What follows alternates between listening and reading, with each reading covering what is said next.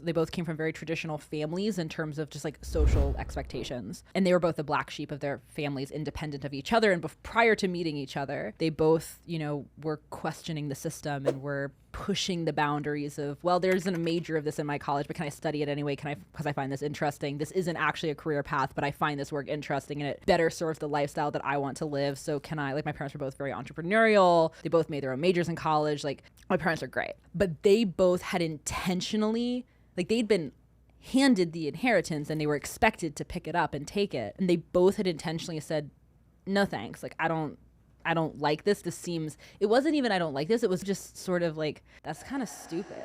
Why would I do that? And so I not only wasn't handed the inheritance that most people are handed, but I grew up around people who actively talked about rejecting that and feeling like it was dumb and futile and detrimental and undesirable and clearly not necessary for living a good life, because I loved my life when I was a kid. My parents were awesome. They were doing cool work and we lived in a nice house and, you know, they spent all their time hanging out with my sister and I. It was great. Like, clearly feeling fulfilled and safe did not necessitate having accepted this inheritance. So there were these dual layers where when people started talking about the things that you're supposed to do, there was always this disconnect for me where I didn't think, like, I knew that didn't apply because I'd seen other people reject it. So, like, I knew it was all questionable, but it also didn't make sense in the inherent framework that I had about the world, because mine was much more practical. It's like, if you want to do something in your life, you have to figure out, okay, what are the prerequisites for that? They're not the things people tell you they are. Like, if you want to get a job, you don't have to have a degree. You just have to have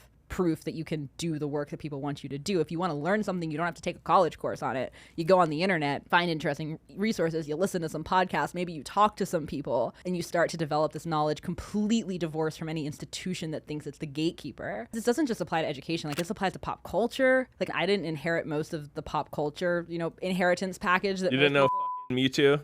No, I didn't. I'm sorry. There's a lot. It runs deep. There's a lot I don't know. Yeah. But, like, I didn't inherit that. I didn't inherit a lot of the... Oh, I didn't flip you off, by the way. It was just showing my one finger that's Mewtwo painted. That is intentionally the same thing.